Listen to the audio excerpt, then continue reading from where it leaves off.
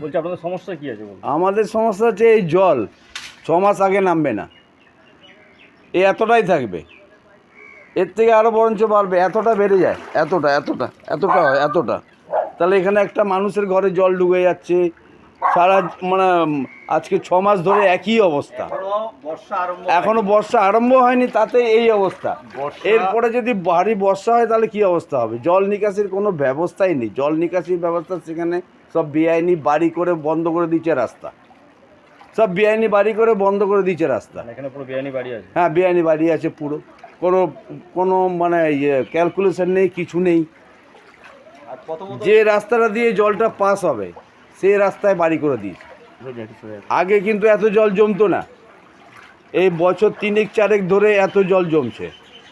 আগে কিন্তু, আজকে আমাদের বাড়ি হচ্ছে এখানে 20-22 বছর ধরে আমরা বসবাস করছি, কিন্তু এত জল কোনোদিনও হতো না। কোনোদিনও এত জল হতো? কোনোদিনও হতো না। এই রিসেন্ট যে বেআইনি বাড়িগুলো করে এমন করেছে, কোনো ক্যালকুলেশন নেই, কিছু নেই। যে যেখানে পারিছে জায়গা কিনেছে, বাড়ি করেছে, রাস্তার জল যাওয়ার রাস্তাটা বন্ধ। তার মধ্যে ভুগতে হচ্ছে আমাদেরকে। তার মধ্যে সারা এই আজ 6 মাস 7 মাসে পুজোর পরে জল নামবে, বলুন না। বাচ্চা কাচ্চারা পুজো দেখতে যাবে, জামা খুলে প্যান্ট খুলে এই খালি পায়ে বেরোয় এখান থেকে। এই অবস্থা আমাদের আজকে 3-4 বছর ধরে একই অবস্থা। স্কুলের বাচ্চারা এখান থেকে স্কুলে। আর এখানে আমাদের সব থেকে বড় সমস্যা হচ্ছে পানীয় জলের সমস্যা। পানীয় জল আমরা 6,000 টাকা দিয়ে, 6,500 টাকা দিয়ে জলের কল নিয়েছি। আমাদের কল এখানে বাচ্চা ছেলের ওপর মুতে সেরকমও জল পড়ে না, জল আসেই না এখানে। এটা আজকে 2 দিন ধরে জলেই আসছে না, সব থেকে বড় সমস্যা এটা। আর আমাদের কল্যাণ ঘোষ যখন আমাদের এখানে এমএলএ ছিল, তখন বলেছিল আমাদের পয়সাটা রিটার্ন দেবে, কিন্তু আজ পর্যন্ত আমরা রিটার্ন পাইনি। তারপরে বিনা পয়সায় কল প্রত্যেক বাড়ি দিয়েছে, কিন্তু আমরা 6,500 টাকা রিটার্ন পাইনি। এবং কি একটা পেপারে অ্যাডও বেরিয়েছিল যে কল্যাণ ঘোষ নিজে বলেছিল যে আমরা পয়সাটা রিটার্ন দেবো, কিন্তু আজ পর্যন্ত রিটার্ন পাইনি। আমরা জমা দিয়েছি অনেকবার, তার মধ্যে আবার ফর্ম ফিল আপ হলো, ফর্ম জমা দিলাম, যে ফর্ম জমা দিতে বলেছিল পঞ্চায়েতে টাকা ফেরত পাওয়ার জন্য, কিন্তু তারপরও ফেরত পাইনি। তারপরে আজ পর্যন্ত রেসপন্স। আর জলের অবস্থা দেখেন আপনি। বলছি এখান থেকে তো অনেক স্কুলের বাচ্চারা তো যাতায়াত করে, অনেক স্কুলের বাচ্চা যাতায়াত করে, ও তারা সব জামা প্যান্ট মানে প্যান্ট খুলে প্লাস্টিকে ঢুকিয়ে ওই উপরে গিয়ে পড়ে, মোড়ের মাথায় গিয়ে পড়ে, তারপর স্কুলে যায় বা ওখান থেকে গাড়ি আসে। এই অবস্থা। এ কদিন পরে মোড়ের মাথাও আর পড়তে পারবে না, মোড়ের মাথাও জলে ভর্তি হয়ে যাবে। এই ভেতরে একটা বিশাল বড় একটা জঙ্গল মতো হয়েছে, এখানে তো সাপ খবরের একটা বিশাল ভয়। সাপ খবর মানে তো রিসেন্ট 2জনকে কামড়েছে সাপে। হ্যাঁ, 2জনকে কামড়েছে। আর এখানে সব থেকে বেশি হচ্ছে চন্দ্রবোড়া সাপ, সব থেকে বেশি হচ্ছে চন্দ্রবোড়া সাপ। আপনার নাম? আমার নাম হচ্ছে প্রদীপ দে। এই জায়গাটা ঠিকানাটা? হ্যাঁ, এটা ঠিকানা হচ্ছে লোকনাথ মন্দির, আনন্দনগর লোকনাথ মন্দির, চার্চের গলি। আচ্ছা, এটা কি দুটো পার্ট একসাথে? হ্যাঁ, এখান থেকে ওই অবধি একটা পার্ট, তারপরে আরেকটা পার্ট, তারপরে আরেকটা পার্ট। পার্ট আছে, মানে পার্ট নম্বর কি আছে? পার্ট নম্বর হচ্ছে 255, 267। এটা ওটা আলাদা পার্ট, ওটা হচ্ছে পশ্চিম শান্তিনগর, এটা হচ্ছে পশ্চিম শান্তিনগর। না, এটা পশ্চিম শান্তিনগর পড়েনি। হ্যাঁ, পশ্চিম শান্তিনগর। আর এটা হচ্ছে পূর্বানন্দনগর। সদস্য কে আছে? সদস্য হচ্ছে বাপন দাস মনে।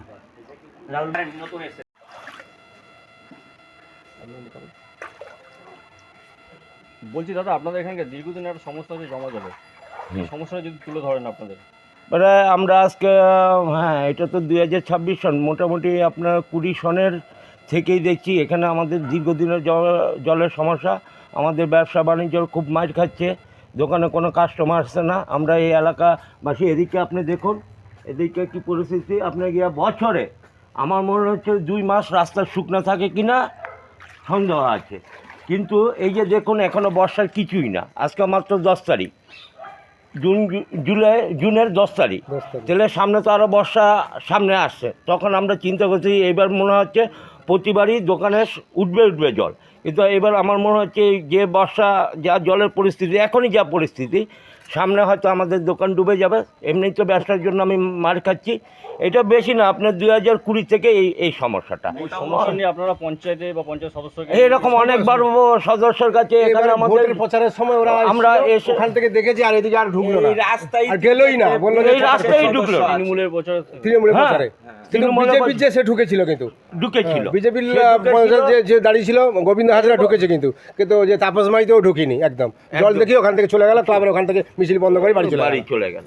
এটা করেছে। মোটামুটি আপনার বছরের মধ্যে 12 মাসের মধ্যে 3 মাস এটা শুকনো থাকে, বাকি 9 মাস এখানে জল থাকে। আমরা পুরো ব্যবসা মার খাচ্ছি, পুরো ব্যবসা আমার ঝাড় জনবসতি খাচ্ছে এলাকা। আমি মাঝে মধ্যে ব্যক্তিগতভাবে আর এই এটা- পার্টির সদস্য প্লাস এই পার্টির সদস্য উভয়কেই বলি, আমি মাঝে মধ্যে ডেকে ডুকে বলি, এখানে মাঝে মাঝে রাজকুমারকে বলি, এখানে যে আছে ওনাকে তার আগেও যারা এই পাশে আছে রাহুল মল্লিক, এই পাশে আছে সমর সরকার, কোনো স্যাংশন হয় তারপরে এর আগে ছিল রূপা মণ্ডল সদস্য, সবাই এই ব্যাপারটা জানে, কিন্তু কেউ সুরাহা করছে না। যে এই নেক্সট 5-6 বছর ধরে যে আমরা 6-7 বছর ধরে যে জলে ভুগতেছি বা আমাদের ব্যবসা মার খাচ্ছে, আমাদেরও তো সংসার আছে, ফ্যামিলি আছে। আমরা যদি ব্যবসা মার খাই, আমরা কী করে আমার সংসারের ফ্যামিলি নিয়ে চলবো?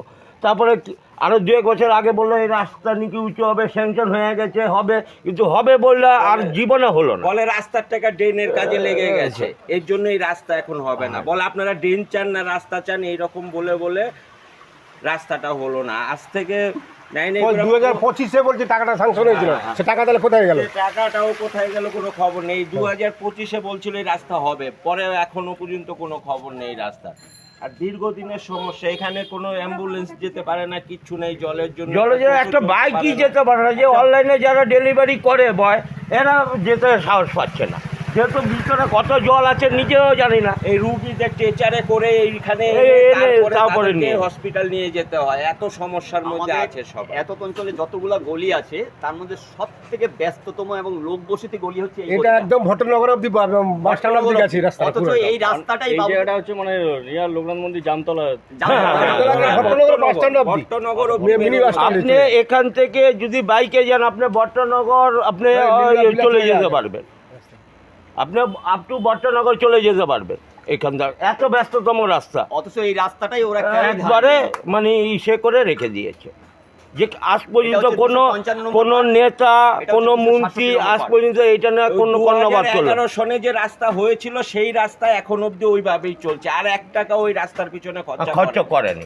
এই পঞ্চায়েত বলুন আর যেই বলুন, এই 11 সন থেকে 15 বছরে 1 টাকাও ওই রাস্তার জন্য খরচা করা হয়নি। রাস্তায় যে লাইটগুলো শুনছিল আপনারা ব্যক্তিগতভাবে নাকি লাইট হ্যাঁ, হ্যাঁ, এই যে এই লাইটটা আমার সব ব্যক্তিগত, ব্যক্তিগত এই লাইট। যে এই লাইটটা আমার ব্যক্তিগত লাইট, পোস্টের লাইট আমরা নিজেরা লাগিয়েছি এই যে সবাই এই লাইটটা মিলে। আমার ব্যক্তিগত লাইট। ম্যাক্সিমাম লাইটই একবার এই লাগানোর পোস্টারের পরে জন্য- খারাপ হওয়ার পর আর একটা এখন তো লাইটও কেউ আর সরকার লাগায়নি। তো পরিবর্তন হয়েছে, হ্যাঁ। হয়তো হতে পারে যে পঞ্চায়েত এখনো তৃণমূল সরকারের আছে, হ্যাঁ। কিন্তু সরকার পরিবর্তন হয়েছে, সেই নতুন সরকারের কাছে কি আবেদন করবেন? আমাদের নতুন সরকারের কাছে একটাই আবেদন, যদি এই রাস্তা আমাদের জলের নিকাশি ব্যবস্থা ব্যবস্থাটা চাই আর আমাদের রাস্তাটা ঠিক, হ্যাঁ আমাদের নিকাশি ব্যবস্থাটা ঠিক চাই আর রাস্তাটাকে আমরা শুকনো দেখতে চাই। আমরা এই বছরে 9 মাস জলে ভুগতে চাচ্ছি না, আমাদের খুব অসুবিধা হচ্ছে, লোকালের অসুস্থ রুগীদের নিয়ে খুব পেরেশান হচ্ছে।